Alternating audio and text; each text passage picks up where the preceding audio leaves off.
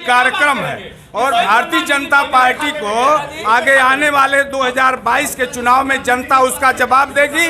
और कौन सी नौकरियां इन्होंने दिया है, आज तक कोई भी नौकरी, जितनी भी वांटे निकली हैं सभी निरस्त हुई हैं, चाहे कोर्ट के अधीन होगी। यही हुआ, एक भी खुल के कहना चाहता हूं कि हम सभी हिंदू हैं, लेकिन हम किसी धर्म के विरोधी नहीं है इनकी तरह। हम कह रहे हैं कि माननीय मुख्तार अंसारी जेल में थे।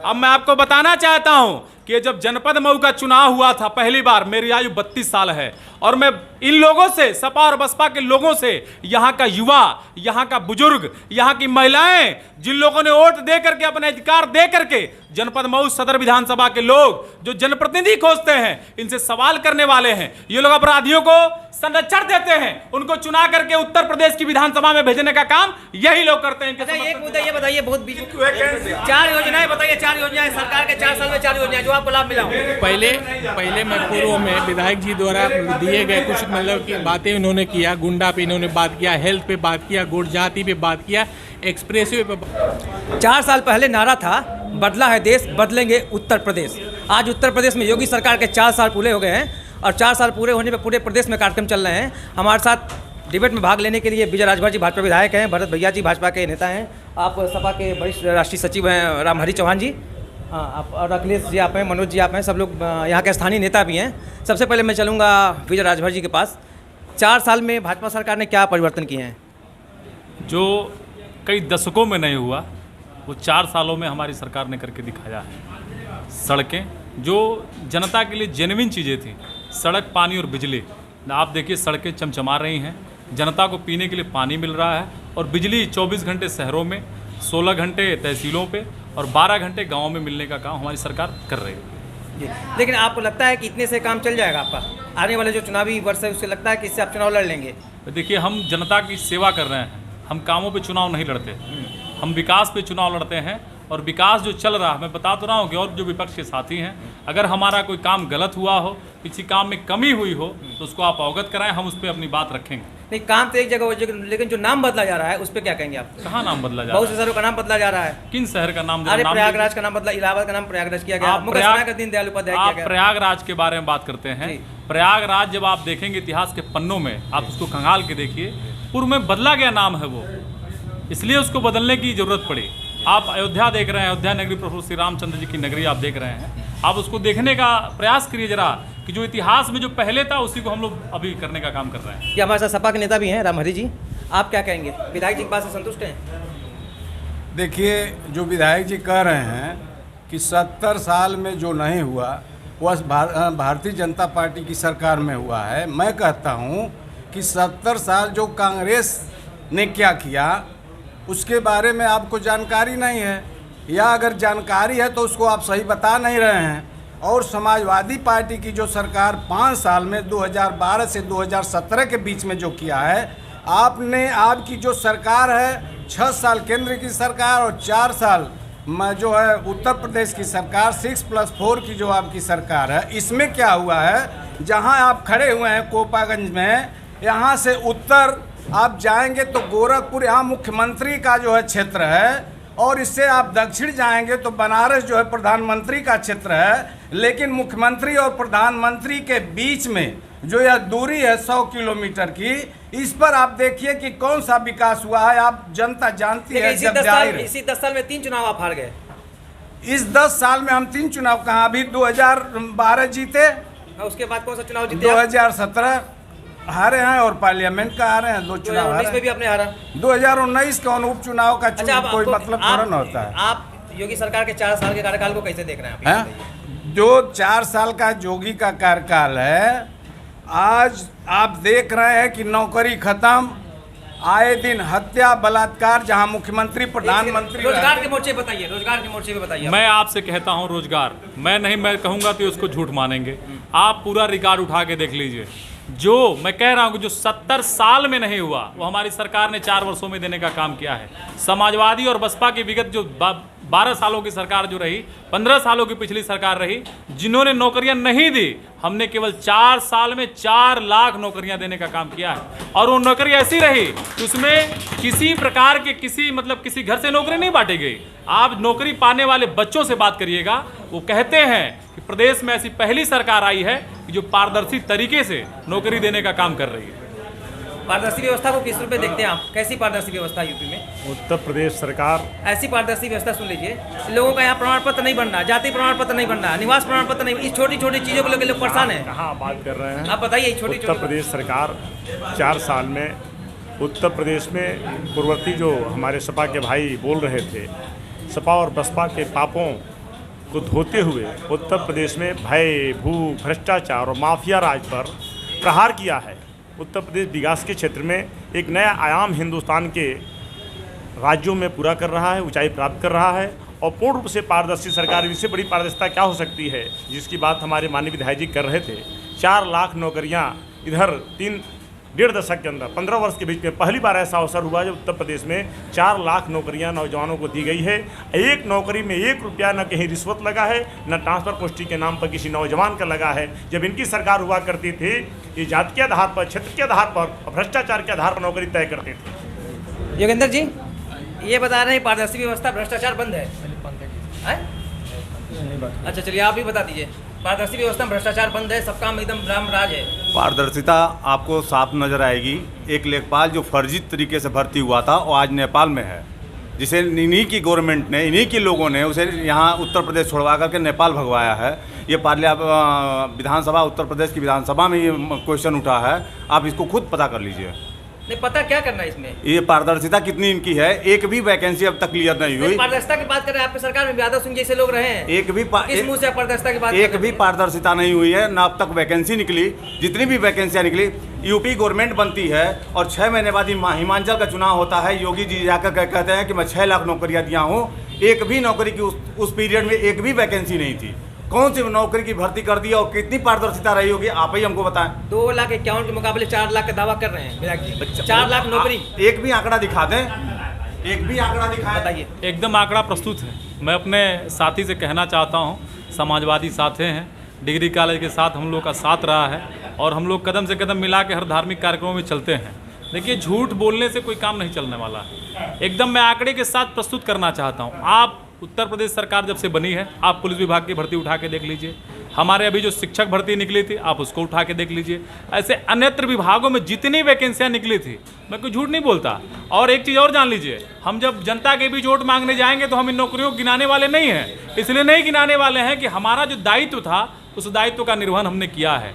हम झूठ बोलने वालों से नहीं, जब जहाँ चाहें वो डिबेट कर लें। और उनके लिए मैं चाहता हूँ कि जो सरकार का, देखिए ये छोटी सी ये पंपलेट आप देख रहे हैं, इसमें हमारे साथी चाहेंगे तो इसको पढ़ लेंगे अच्छी तरह से। ये पढ़ेंगे भी नहीं क्योंकि ये डरते हैं पढ़ने से कि कहीं हमारा भी मन बदल के भाजपा ही ना हो जाए, इसलिए डरते हैं। इसलिए मैं कहूँगा कि इसको पढ़िए और इसको जब आप पढ़ेंगे तो आपको लगेगा कि हमारी योगी सरकार ने क्या किया है, इसलिए इनको पढ़ना चाहिए। तो योगी सरकार माफिया मुक्त यूपी बना रही है। योगी सरकार उत्तर प्रदेश को, जो सपा बसपा की सरकारों ने माफियाओं के चंगुल में उत्तर प्रदेश को फंसा दिया था, प्रत्येक जनपदों के माफिया मालिक हुआ करते थे, उनसे मुक्त करा रही है। पूरे उत्तर प्रदेश माफिया मुक्त हुआ है। उत्तर प्रदेश के माफिया या तो उत्तर प्रदेश की सीमा छोड़ दिए हैं, या तो जेलों में हैं, या तो उनके अंतिम संस्कार हो रहे हैं। मतलब सपा के लोग अपराधियों को पालते थे, पाला नहर हुआ करते थे। देखिए, जो विधायक जी बता रहे हैं नौकरी के सवाल पर, तो आज जितनी भी वैकेंसी, सुनिए बोल रहा हूँ, उस पर भी बोल रहा हूँ।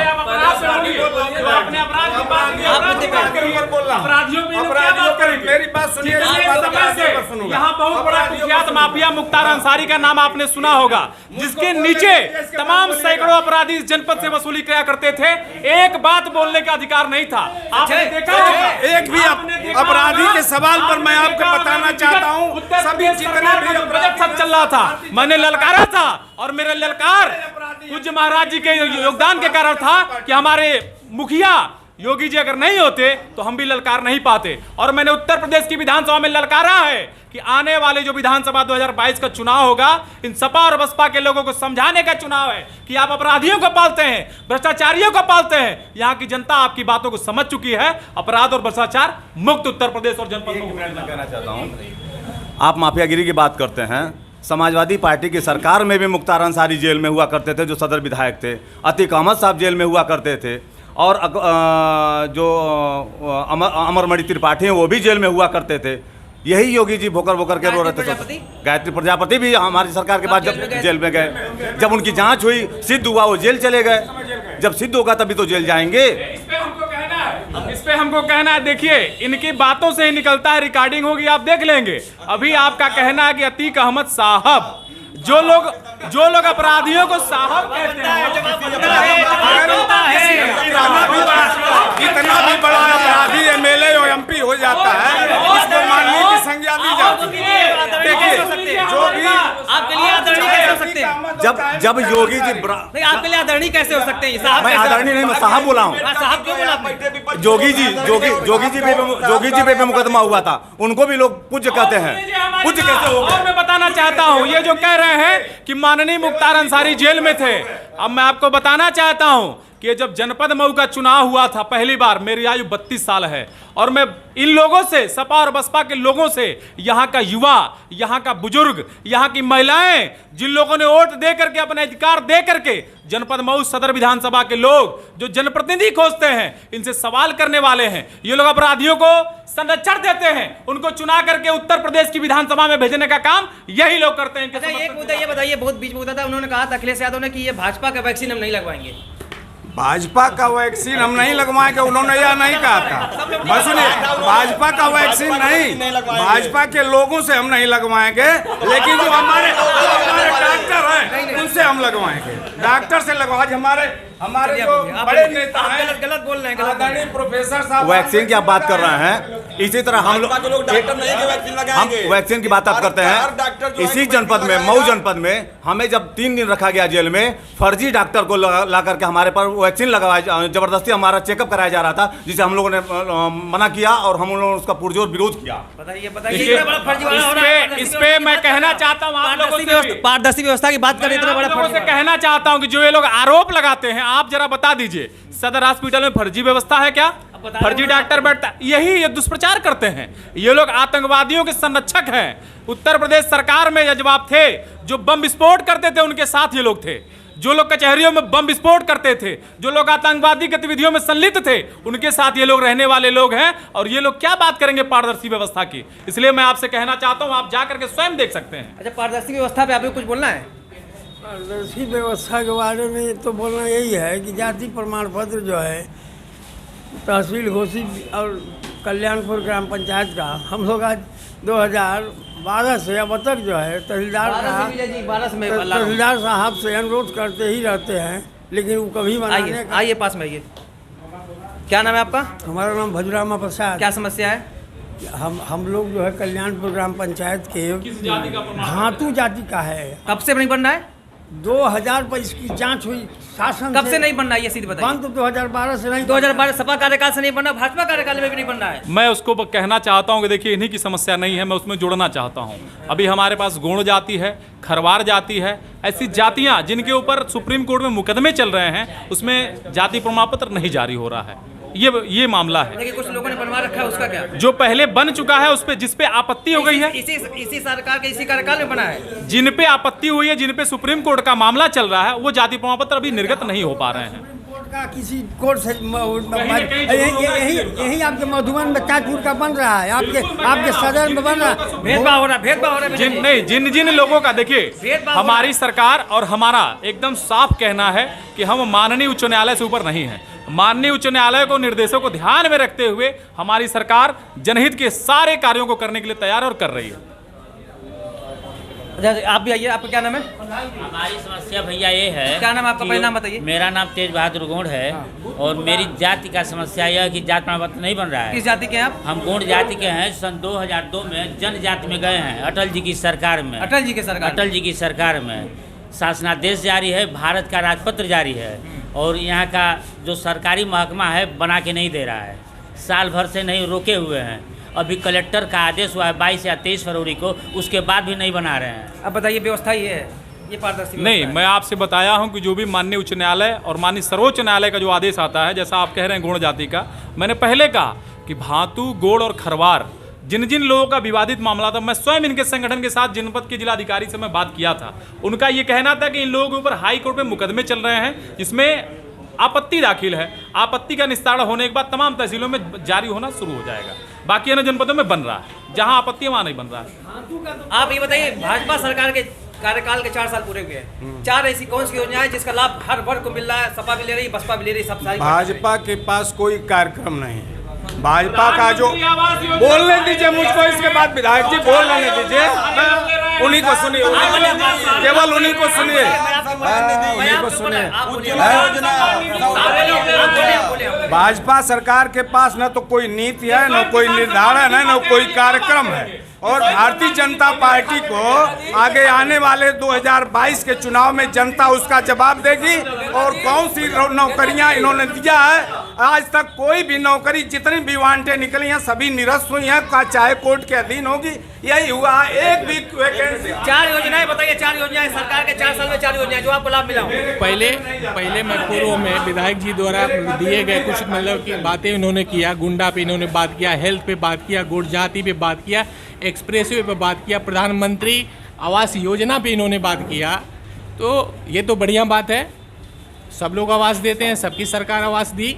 लेकिन जब हम लोगों की सरकार थी, आप भी जानते हैं कि हम लोगों ने एक विशेष योजना, आवास हमारे भी सरकार में अगर नहीं, 4 योजनाएं बताइए, छोड़िए सब नाम का, 4 योजनाएं बताइए जो आपको वही उसी पे मैं जा रहा हूँ। तो हमारे सरकार में हम लोगों ने प्रधानमंत्री जो आवास था, इसके अतिरिक्त हम लोगों ने लोहिया आवास, वो भी 3,05,000 का आवास हम लोगों ने देखा। अरे छोड़िए, आप बताइए किन 4 योजनाओं का लाभ मिल, आपको लग रहा है कि लोगों को मिला है? देखिए, मैं राजकांत सिंह ग्राम लारपुर का निवासी हूँ। और मैं न किसी पार्टी का हूँ और न ही किसी पार्टी का प्रचार कर रहा हूँ। यहाँ तो ये बस सिर्फ यह चल रहा है कि अपनी अपनी डफली और अपना अपना राग। जितने नेताजी हैं लोग, सब लोग अपनी अपनी डफली, अपनी अपना राग बजा रहे हैं लोग। जोगी जी आज बैठ करके 4 साल का अपने कार्यकाल की उपलब्धि गिना रहे हैं, अच्छी बात है, गिना लीजिए। वो अभी दिन हम लोगों ने देखा है जब बेटा परीक्षार्थी हुआ और बाप परीक्षक बन के 100 दिन के कामों का जो है 100 नंबर दे दिया। ऐसे किसकी बात? अखिलेश सरकार की बात? पिछली सरकार का, अखिलेश सरकार में अखिलेश जी मुख्यमंत्री थे और उसके बाद जो उनके पिताजी जो है संरक्षक थे सपा के, उन्होंने अपने बेटे के कार्यकाल को जो है दे दिया 100 में 100 नंबर। लेकिन सवाल यह है कि किसी का जो भी करता है, क्या उसके नुमाइंदे हम अपनी आवाज़, अपनी शान, अपनी आबरू सब कुछ दे करके और एक विधायक चुन करके भेजते हैं। लेकिन आज तक सपा के भी विधायक जी सिर्फ वोट के समय, एक गांव लारपुर है जहां का मैं निवासी हूं, उस गांव में सिर्फ वोट के समय गए होंगे। नहीं, 4 योजना के नाम इस वर्तमान के विधायक, माननीय विधायक जी यहाँ बैठे हुए हैं। हाँ। इनके सामने कह रहा हूँ, हाँ। जा करके देख लीजिए गांव की दुर्दशा। हमारे सड़कों पर जाना दुश्वार हो गया है। कब कहाँ कोई गिर करके हाथ पैर टूट जाएगा।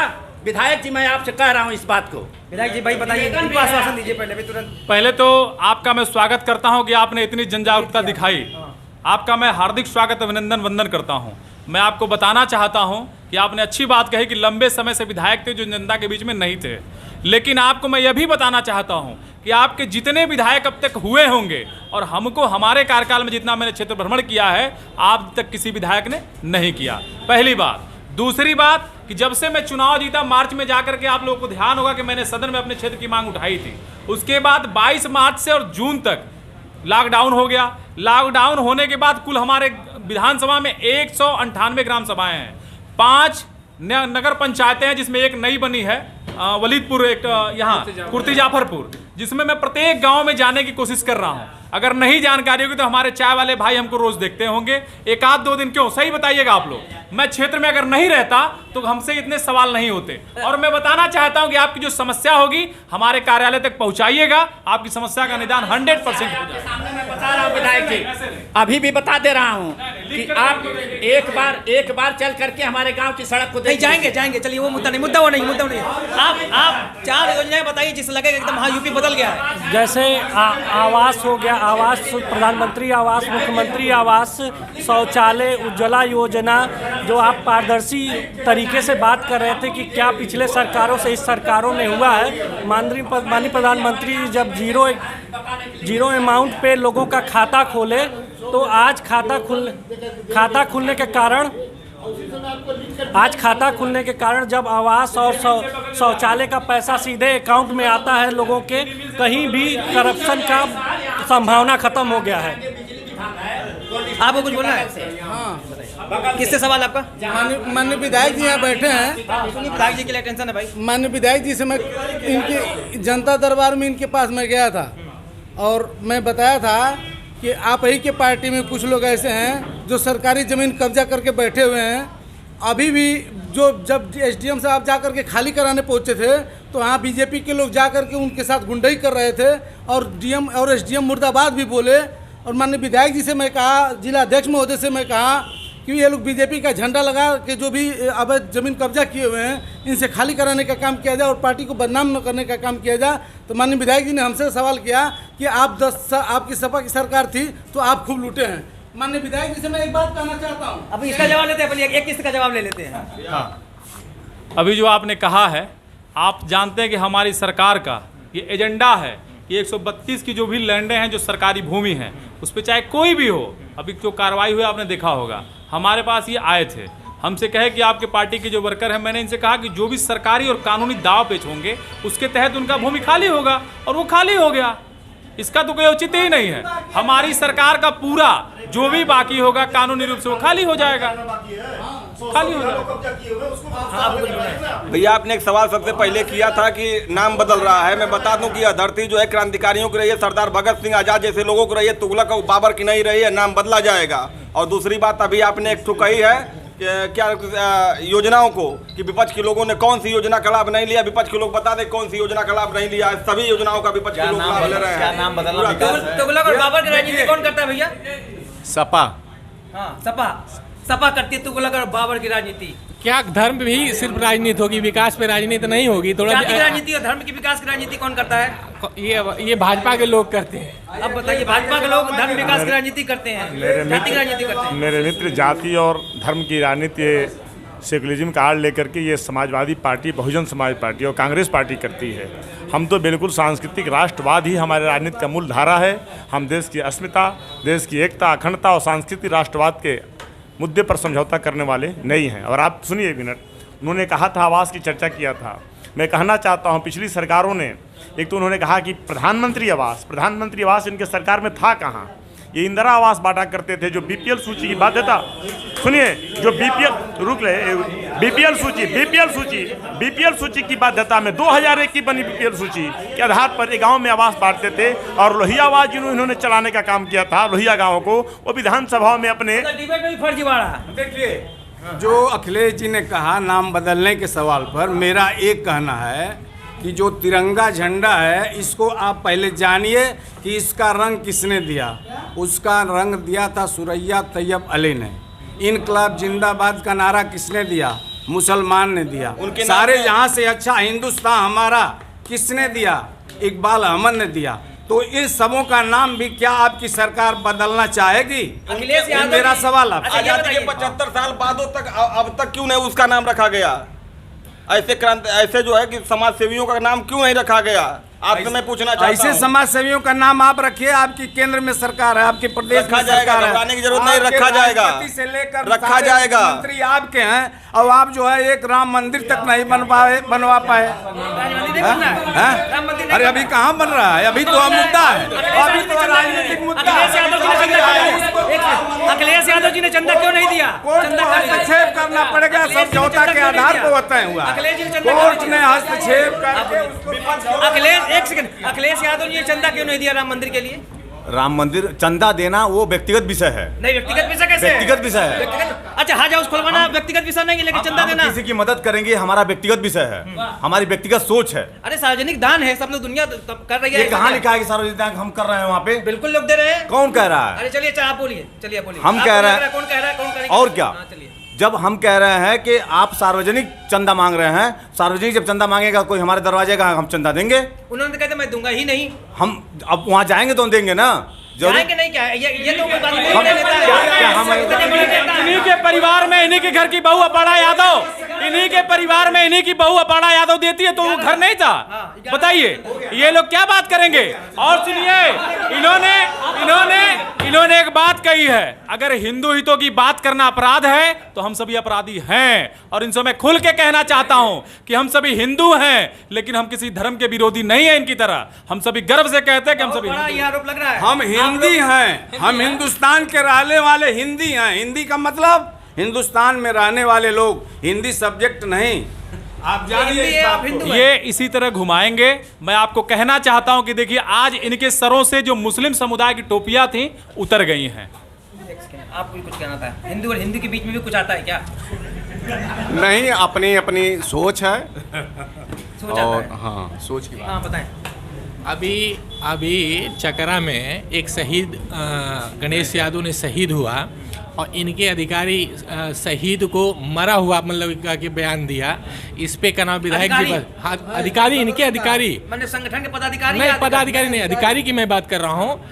दूसरा एक घटना और हुआ जगदीपुर में, एक लोकतंत्र सेनानी जो मतलब शहीद थे, उनको लोकतंत्र सेनानी का था, वो सलूट करने का क्या था? आपको बताने में बड़ा सम्मान होता है, और ये अधिकारी ही मजाक उड़ा रहे हैं शहादत का। अधिकारी मजाक उड़ा रहे हैं, इसकी खबर भी योगी बाबा तक जाएगी, वो अधिकारी बक्स से नहीं जाएंगे। योगी बाबा हर चीज देखेंगे आप। बिल्कुल देखेंगे, यहाँ का हम लोग भी देखेंगे। आप लोग को देखेंगे ही। नहीं देखेंगे नहीं, उसको करेंगे, हम निजामा बना के कराया जाएगा।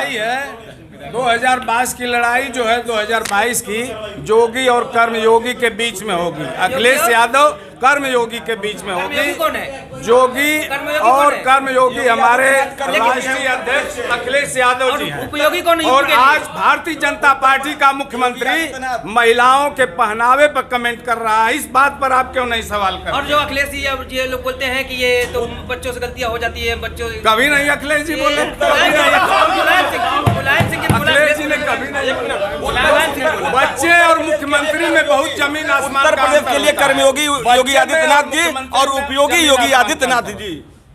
बच्चे में और मुख्यमंत्री में जमीन और आसमान का बच्चे अंतर मुख्यमंत्री मत करिए, वो मुख्यमंत्री हैं, एक पूर्व मुख्यमंत्री हैं। नहीं, जो आप बच्चे की बात किए हैं कि मुलायम सिंह ने इस तरह से कहा, तो बच्चे की बात में और मुख्यमंत्री की बात में दोनों में अंतर है। ठीक है, ये थे हमारे जनता हमारे साथ, विधायक जी के साथ सब सारी पार्टियों के लोग मौजूद थे।